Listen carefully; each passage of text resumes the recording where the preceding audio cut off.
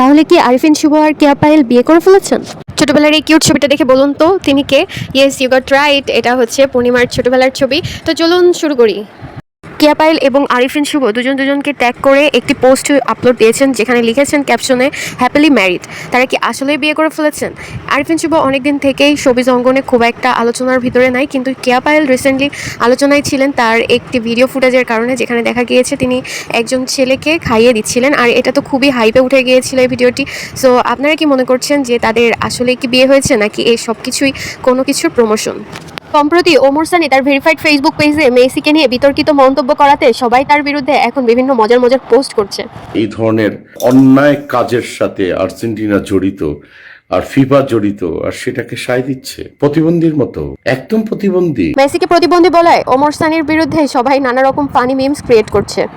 মেসির এইভাবে পতন হবে, তাকে একটা শাহরিয়ার নাজিম জয় তিনি তার ভেরিফাইড ফেসবুক পেজে লিখেছেন, ওমর সানি ভাই মেসিকে প্রতিবন্ধী বলেছে। 90 দশকে দেখতাম সিনেমাতে মৌসুমী ওমর সানিকে চাবুক মারতো, কেন মারতো এখন বুঝেছি। হাত দিয়ে গোল দিয়েছে, ড্রাগসের জন্য সে সাসপেন্ড হয়েছিল, এরকম মেসিও হয়তোবা এরকম গোপন কথাগুলি বলবে। তো শাহরিয়ার নাজিম জয়কে রিপ্লাই হিসেবে ওমর সানি লিখেছেন, শোন শাহরিয়ার নাজিম জয়, তোর আপা মৌসুমী শুটিংয়ে তুলার তৈরি চাবুক ব্যবহার করেছে, আর তোরে মারার জন্য অরিজিনাল চাবুক অর্ডার দিছি, তুই রেডি থাকবি।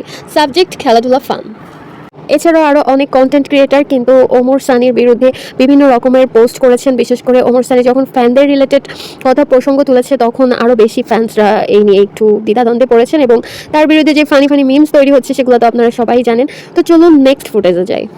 ছোট পর্দার জনপ্রিয় অভিনেত্রী তানজিম তটিনীর এই লুকটা তো ফ্যানদের মন কেড়ে নিয়েছে। এত সুন্দর লাগছে তাকে দেখতে, আপনারাই বলুন তাকে কেমন লাগছে, অবশ্যই কমেন্ট করে জানাবেন।